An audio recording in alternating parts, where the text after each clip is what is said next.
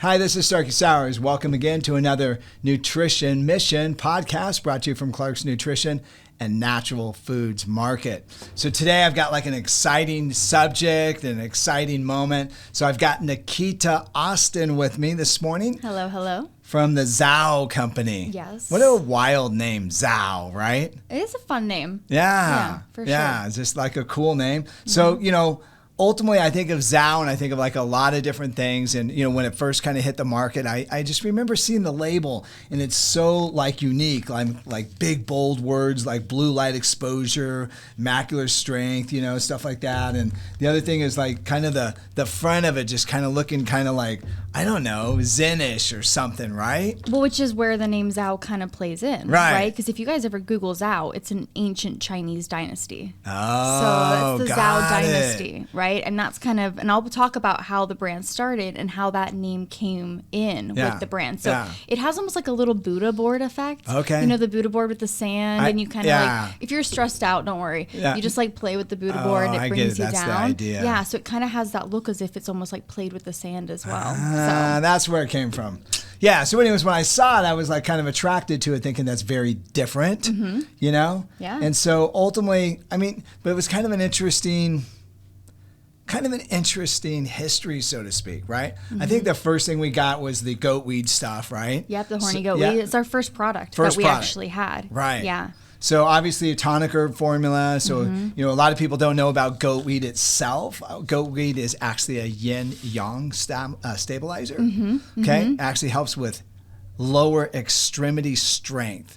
So like a lot of people, obviously males use this pre-workout. Yep. So it's like helps great with stamina, right? Energy, obviously the, aphrodisiac component. That's a lot of people come in for it. But the other thing that's nice about it is it's balanced. I don't do well with maca. In fact, I hate maca. Makes me feel like squirmish and like almost like emotional, right? And it's just like weird, right? So it's weird for men to be emotional. Yeah, it is. Okay. Well, right, that too, right? So anyways, I take it and I'm just like going, well, I feel actually really good, very positive with it. So some saw pimento in there as well, some miropuma, a couple other different things in there. And it's like that synergistic effect, right? Because sometimes people take one thing, like let's say you're taking maca, and it's just too much at once, but you need something to kind of balance it out. So this formula has a decent amount of ingredients from the horny goat weed, the maca, the saw palmetto, tonkarali, the ginseng, right? That kind of just blends it nicely with just enough of each one to together have that synergistic effect. Yeah, and it's perfect synergy. It works amazingly well. Love the way it feels. Like I said, usually I don't do well with some of those herbs, but the synergy blend on that is like exceptional. Yeah. So that's kind of the founder of the company started with that product, right? Yes. So who were the founders of this company? Yeah. So this company started in 2014. Right. Okay, in Kansas City. Okay. And right in the center. Right in the center, baby. Right? Yeah. And it's not normally where you think of when you think of like supplement companies and like brands and how they're starting. It's always East Coast or West Coast. Yeah, it's either California, right? or New York. Or something like that. So it was kind of interesting. So it was a husband and wife couple. They were both, I think, probably around the 25-year mark when they started the brand. So young couple. Very young, millennial driven, which speaks to the brand as well. Yeah. I always say that, the wife was into nutrition, the husband was into marketing, and they were like, how can we blend these two together to bring a brand that gives the quality but speaks to the consumers, right? And gives them that fun, that energetic packaging that it draws them to that. And so horny goat weed was one of the first products that they went into because they realized that in the section where there's a lot of the libido supports, a lot of these packagings were either embarrassing or weird or confusing. And that's really true. We talked a little bit about that yesterday. Like some of the formulas can be a little bit embarrassing or weird and stuff like that. And so it's kind of frustrating because especially working in a health food store, it almost kind of attracts that kind of moment. You're just, you don't really want that, Yeah. I mean, when you're at the register, you almost want to put the bottle face down and let it slide through, right? Just like get it through. You're like, nobody, don't let this cute girl see what I'm buying. Right. And it's like, it shouldn't have that stigma. You shouldn't have to feel like it's something that you should be embarrassed by. This is just like women have menopause and these natural life stages, men go through life stages as well where we might need a little added boost. Right. And so horny goat weed, we started with that product again. And then from there, it expanded and has been like one of our number one selling brands. So they sell the company. Yes. Oh, I'm sorry. Yeah. So here we go. They found the company. They start with this. They literally were like an internet company, and then they go to brick and mortar. So many people go brick and mortar and then go internet. Yeah. So the way that happened too is, again, 2014, they start to sell online. They become one of the number one selling vitamin companies on the Amazon platform. Wow. So that's pretty significant. It's huge, right? That's huge. Especially in this day and age, there's so much competition. So they go online, and then my company, which is the Better Being Company, or formerly known as Nutraceutical, saw them online succeeding so well, and we were like, wow, like this is a really cool brand. I'd love to bring them in-house, work with them, and make them part of our portfolio. So we acquired them in 2017 was when we did that. And when we acquired them is when we actually brought them into the brick and mortar space. Right. So then you saw them at the health food stores, around the country. So it's very different than pretty much every other brand that you've seen, which is normally starting in health food store, going to online. Yeah. So we brought it in to the health food space, and then really expanded the offering and brought our scientists involved and everything right else. Around that time, I feel like the keto explosion was happening. Yes, 2017 just is kaboom, like in the increasing. Right? Just kaboom, right? Yeah. And so a lot of people, and it's so funny because, you and I have both bodybuilded and stuff like that. So back in the day, so what I would do with my athletes is I'd say, I'd put them on low carb moments, and I'd say, okay, let's keep rolling. And then I'd have to go buy keto sticks, right? And say, hey, hit these keto sticks. As soon as you start getting keto traces, we got to throw carbs in and recarb you back up, right? And so ultimately, it was so funny because you guys came out with keto test strips. And then you also came out with BH&B, which, by the way, we didn't have back in the day. It was available, but nobody was clued into BH&B. So, I mean, once you guys kind of hit the shelf with that, I really felt like that defined the moment for your brand. It was like, boom. Yes. Now it's like, here's this keto BH&B. We've got the keto test, the strips. By the way, I didn't have the powder day because yesterday when we did Instagram Live, not only did we sell out, we gave away the last bottle. We did give one away too. Yeah, crazy. Absolutely. Yeah, I mean, keto blew up. And we both know from being in nutrition, being in bodybuilding, being all these things, there are so many different diets out there. And I always encourage people, I'm like, yeah, try one. Why not? Because you learn something from every single one, and then you take something from every single one until you find that exact lifestyle that works for you. And keto blew up. There really wasn't even a lot of offerings. People were like, okay, I know the Atkins. How does that differ from the Atkins? And we can kind of break that down as well. But then we became a top selling keto company for our products. Yeah, and you guys, we were really just running the industry for that. You were killing it. We were. And mind you, the keto diet goes through popularities right now. I think it's kind of like on a little bit dips, of a down. It goes up and down. Yeah. And obviously, by the way, I've seen keto come back on probably 3 or 4 resurgences in my lifetime. So we know it'll be back again. Obviously, some benefits. I've been reading some research about keto lately. And so they're actually using it possibly for prevention of certain types of cancers. Yes. The other thing that they're doing with it, Alzheimer's prevention situation. The other thing that they're also doing as well, too, is they're also working with individuals that have seizures.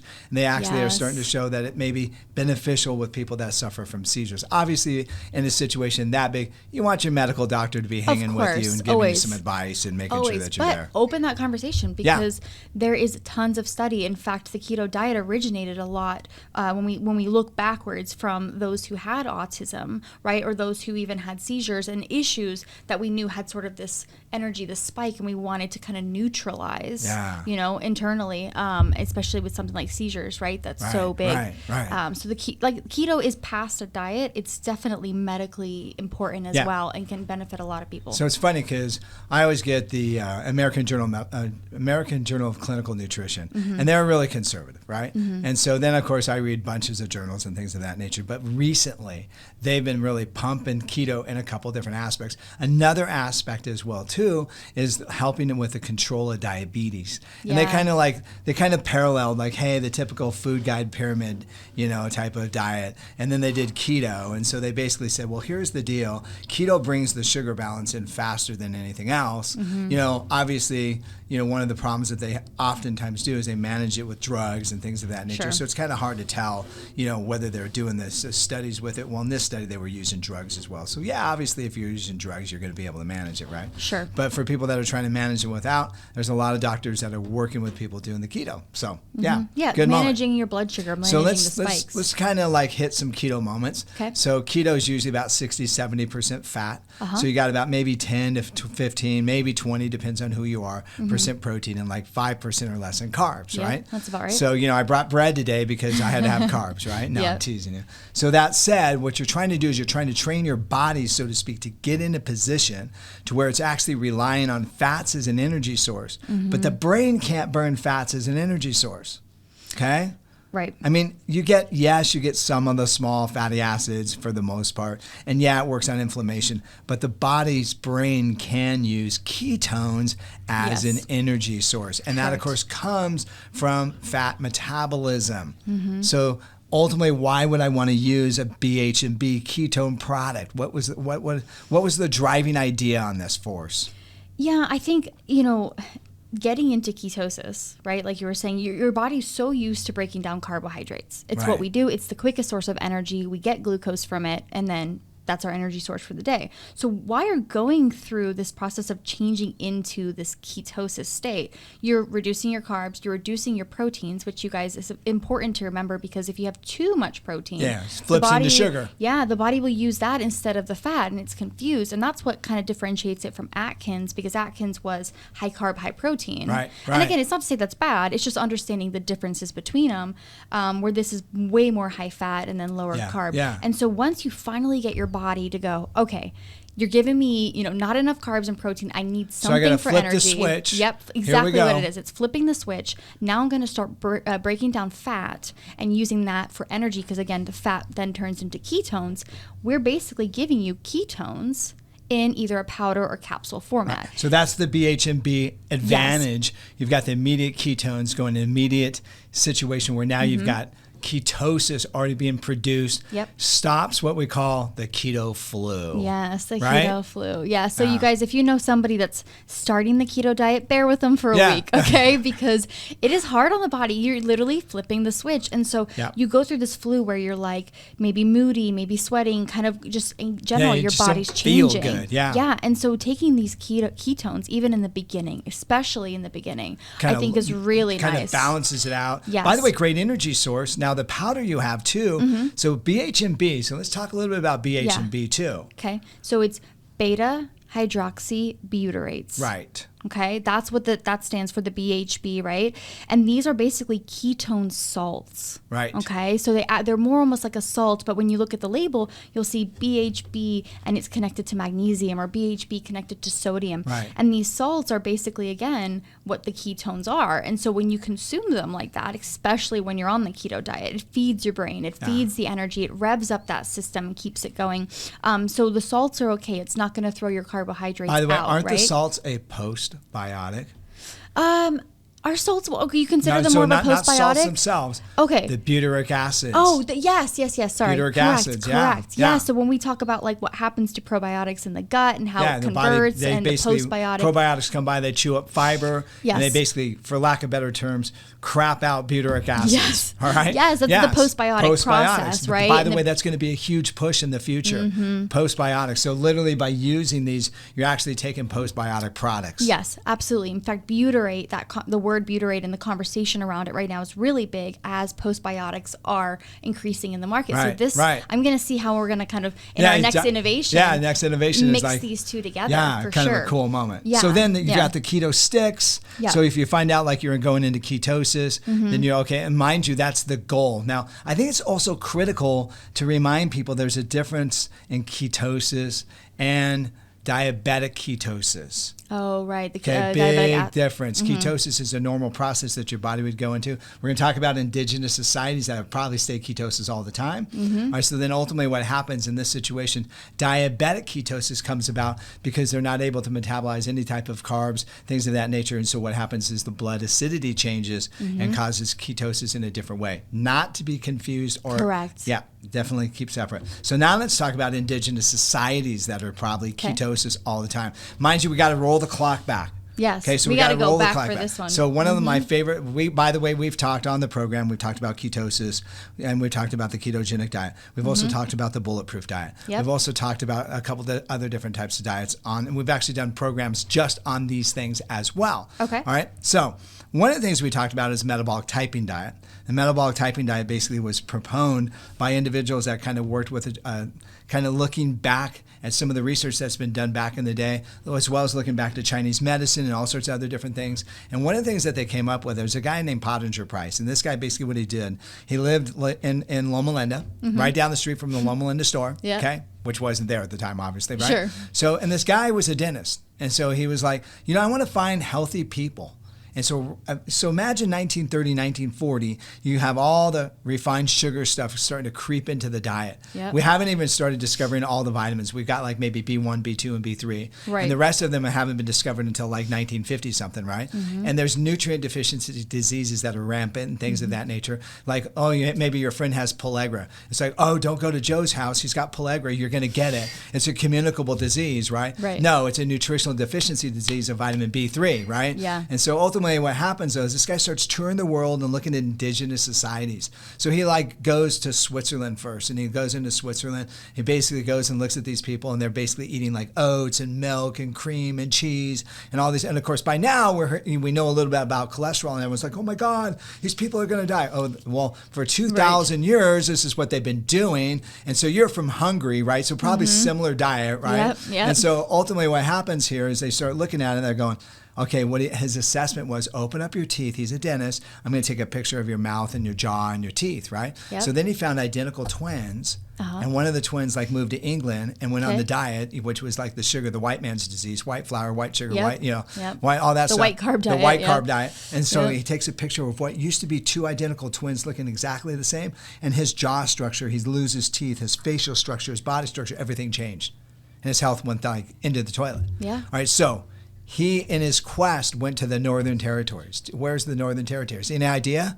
Of course, I didn't know what that is because it's now Alaska. So Northern Territories, what they live on? Whale blubber, salmon, seal. Then they had like the occasional carb fest. Nori seaweed. Yeah, that's the carb fest, seaweed. So then, and they took berries in the summertime and they would bury the berries, no pun intended, into the ground where it was frozen. Yeah, and that's kind of how them. That's how they live. And so they like live probably in ketosis all year round. That's ketosis to me, I would say, for sure. Yeah. So, obviously there are indigenous societies that have done it, lived that way for years. So it's nothing new under the sun, or no sun, depending on the time of the year in Alaska, right? So. Yeah, and it's something that you could do all the time. It's not, for some people, it might just be a start into maybe losing a little bit of weight, maybe trying something different, seeing how it works for their blood sugar. But for other people's, even especially those that we know talked about like seizures, this could be your lifestyle diet, right? It's not like it's something that you just do. So that's why I think for everybody, especially with the regions, it could totally vary. But it's not uncommon. It's something we've seen before. Yes. Yeah, obviously different diets working that way. Like you said, you could do ketosis for a while, things of that nature. We've seen competitive athletes do it. By the way, I like to reference ISSN, International Society of Sports Nutrition. I've got a degree from them and stuff like that. And so they've actually started looking at the ketone diet with marathon runners. Which is interesting because we think marathon and carb loading. You think carb loading, right? Yeah. Okay, so but here's the deal. Okay, remember this. So when you're training hard, as the intensity goes up, your reliance on carbs actually goes heavier. Okay. So like when you're walking, you're not burning carbs. You're burning fat. And so these marathon runners, of course, are running a marathon. They're not running 5-minute miles, right? No. So don't get me wrong, they are. But but for them, it's easy. For me, it'd be painfully insane, like a miracle if I did it, right? And so, the reliance on fats is very strong. So, okay. So, I really felt like that was something that literally proposed you guys into a very unique situation. The keto diet was going crazy. Obviously, I think it's going to be around for a long time. I don't think it's going to go away. And that you guys literally occupied the market in that. So we did. And again, we have it in powder. We have it in capsule too. So maybe you're like, I don't want to drink it, or I don't like the flavors, or whatever the case may be. Your guys' flavor is actually pretty good. Oh, I think they taste great. Yeah, it's amazing. But you might just not want to drink something with any flavor, and you want a capsule. You could take the capsule. Or let's say you're on the run and you want to get that instant brain energy. You hit the BHB ketones and boom, you're up and running, right? But I love the powders. I think they're great. They absorb quickly in the body. So if you're on the keto diet, I mean, this is perfect to take even first thing in the morning. Yeah. Kind of sustains you until you eat, because a lot of times you're in this fasted window, right? So maybe you don't eat till 12 or 2. So if you guys were wondering, like, when do I take it? I would say first thing in the morning, right? You could take that. It kind of gets you going maybe as a pre-workout. You know, even during the day, you could just have it in your water bottle and drink. So let's get away from that for just a second, all right? Yeah. Let's just say you're like me. You wake up at 5 in the morning, okay? Crazy. 4:30 or whatever the case might be, all right? So you get up and you're going to go train, right? So, I mean, obviously, we're going to talk about pre-workouts later and things of that nature, right? Sure. But the big thing here is you could actually use it for like just an energy kickstart to like pre-workout. Oh, yeah. No, you could use it even if you weren't on the keto diet, so to speak. I just think if you want to feel that power, like you want to really feel it hit when you're on the keto diet, because your body is so sensitive. Yeah, it's a game changer. It's a game changer. Like, it really helps, again, avoid the keto flu, keep your energy going. And even if you're past that stage and you just live a keto lifestyle, like it's still fantastic. But the test strips are good too, because like you said, it's understanding, like, is my body in ketosis? So you just take a little strip, you pee on it, you know, you wait about 60 seconds, and then you see the color change. And on the side of the box, there's like a color meter. Right. So you can kind of So let's pop that open since we're gauge here. Where you're at. And, the viewers can have a check on that and see that. I think that's kind of fun. So ultimately, here's there's the little meter of the right colors, there. Right? So maybe I'll take it up to the camera. Go for it. Ooh, I have headphones on. Hold on. Oh, JK. Yeah, we'll take them off. Okay. Yeah, so basically you see the colors on there. It kind of shows your body, like, are you in ketosis? Are you not? You know, I always make the joke. I'm like, guys, if you're trying to pee on the stick, my suggestion is just tape 10 of them around the toilet. We know you guys can't aim. Okay? Right. Well, yeah, so you'll normal. hit one of them, and when you see one of the colors change, okay, we're good hands. Yeah, so guys will be using 10 per one of every chick, because again, you guys can't aim. Or you could just put it in a cup and then just dip it in a cup. There you go. You can put it in a cup smart, too. Right? Sure. Do it like doctor style. Exactly. Why not? So so keto strips and they're cheap. They're easy. There's a ton of them in there, but it's a great way to like understand I'd where you're like at. to mention that there's 125 test strips in here. We had some companies charging almost the same amount that you guys charge, and it was like 10 strips. Really? And I was like, what, did they plate them with gold? Or what was the deal with that? It was crazy. You're peeing on it, okay? It shouldn't cost that much money. Yeah. No. So, okay. Right. So we've got keto. So I really, like I said, these two things really, in my opinion, kind of set the stage for you guys' product line and really got it going. You know what I'm saying? It did. It was where we started, you know, where we became successful, and now one of your favorite products. Yeah, I want to talk a little bit about this. Now, next, we're going to have 2 sessions, so that's going to be awesome. Okay. So in the next session, we're going to really plunge into the sports nutrition. Yep. Okay, and then maybe some of the auxiliary items like hair formulas that you have. Yes. So I think that would be kind of a cool moment. Top sellers for us. So let's talk about like a daily phenomenon that's been going on since like probably the 1980s. People staring into a computer screen, right? All right, and then, of course, TV, but, TV's like TV, right? But now we don't just watch TV, do we? So I have a granddaughter, right? And so my daughter will go, okay, we're going to go traveling. So she gives her phone, right? Yes, and so she takes her phone and she watches Coco Melon. Aww. All right, so she's like, Coco Melon, right? And so like she sits there and watches that, or she watches some Disney thing or whatever the case might be, right? And so one of the things that's kind of interesting, I was walking by this area downtown Riverside yesterday, and I was thinking with one of my buddies, I don't even know if he's alive yet. My dad owned a gym when I was a kid. And so, as you're young, you want to explore, hey, what am I going to do with my life sort of thing. And so I wanted always to do nutrition, but back in the 80s, it wasn't very popular, right? So that was the 4 food groups. You ate So I took this nutrition class. Milk. Yeah, you'll love this, okay? I took this nutrition class, right? And the lady goes, okay, here's the final. You have to go to McDonald's and eat the 4 food groups for 3 days in a row. What? That was the final. I'm not sure if I would have And I'm passed. not going to say this to be mean. I'm not going to say the lady's name. She was overweight at the same time. And so you know what the midterm was? Here was the midterm. You had to go to Clark's Nutrition. Stop. And you had to find scam products. Oh. Scam products. Yeah, because Clark's Nutrition was a scam place. Any type of supplement or nutrition is a scam. That was her perspective. That was her perspective. And of course, but she was teaching nutrition. She was teaching nutrition. So you had to basically go eat meat, you drink orange juice, you ate eggs, and don't get me wrong, meat and eggs, I'm not saying it's bad. Yeah. Okay, but then you had to have bread. And of course, it had to be refined bread because that was better for you because it digested better. Okay. I mean, yeah, right? And then of course, a little bit of sugar was a good thing. Okay. I'm like, and this lady's teaching college and nutrition, right? So then the nemesis of her was this guy, Dr. Wong, and he was like friends with Linus Pauling, vitamin C guru, the whole 10 yards.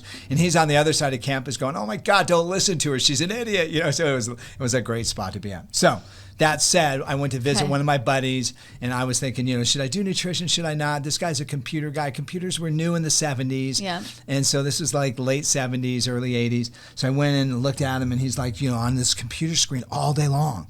And I'm like going, God, do I want to live like this? And by the way, the fun place is where it was at. My wife and I were driving down the street. She goes, that's the old morgue. I go, yeah, my buddy used to work there. She goes, oh, he worked at the morgue. I go, no. The county bought the building. They converted it into their computer lab. So, he was working in the morgue, right? So anyways, so I went in there and visit the guy. Yeah.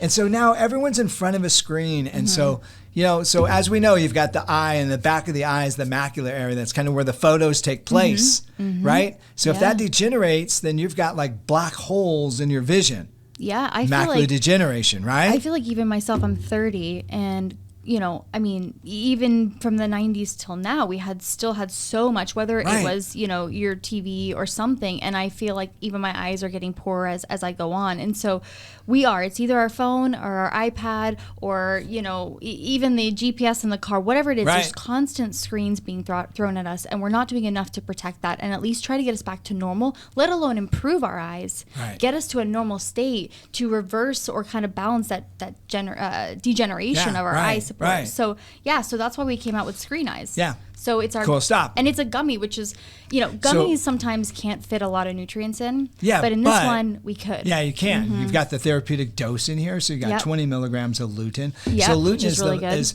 is the yellow pigment. You can find it in egg yolks. Yep. You can also find it in spinach, lychee berries. Yeah, my favorite fruit. Right. So and that's the yellow compound that's in the back that basically as part of the macular, and when that starts degenerating and gets too low, then we get holes, so to speak, right? So it's just like a simple gummy moment. Yeah. And guess what? We're like back onto the road, right? Mm-hmm. So here we roll on this one, right? So we got to jam these up. We're around screens all day. I know. So might as well take one. Yeah. This is a must, right? Yeah. So here we roll. They're so good, you guys. Yeah, really it's like ridiculous. Candy, right? I mean, it shouldn't be this good. I don't know if this is keto friendly. No, I think you only get 1 gram. But hey, we're off keto. We're on Screen Eyes now. Yeah, so but whatever. check this out. Like, what's the total carbs on this thing? Like 6 grams of carbs per 2. Yeah. 1's a maintenance, 3 grams of carbs. 3 grams of carbs per eating. Mm-hmm. All right. Probably. So the bottom line is, I really, that's another one that hit the market with you guys. I felt like it was a game changer. Gummies to protect the eyes from blue screen. Mm-hmm. All right. And like, think about you at work. Think about your kids. Oh yeah. Whether they're at school, video games, whatever it is, constantly. Right. So this is cool because you could take it, your kids could take it. It's kind of all over the board. So you'll love this. My son, my wife, we're sitting down watching TV, right? They're not watching TV. They're looking at their screens the whole time. Yeah. So now we got TV, the screen, everything rolling. Yeah, it's like crazy. You've got multiple at once hitting you. So obviously eating whole eggs, huge benefit, spinach. Of course. But a lot of people aren't doing that, and still maybe not therapeutic dosages enough. And even if you are doing that, again, that's getting you to a normal level. But we're actually hurting our eyes constantly, so you still need more to replenish to get it to a healthy state. It's like training in the gym. You need more protein, you need more of this, you need more lutein if you're watching the screens. Yeah, and it's got the zeaxanthin as well, the different antioxidants. So it's a nice blend to really support eye health. Yeah, definitely. Yeah. All right, so let's wrap up this session. We're going to come back on the next session. Yep. We're going to hit sports nutrition and a couple other different types of topics. We're going to talk about hair and a couple other things. Yep. All right, Nikita, thank you for being on. Thank you for having me. The Nutrition Mission. It's a great moment.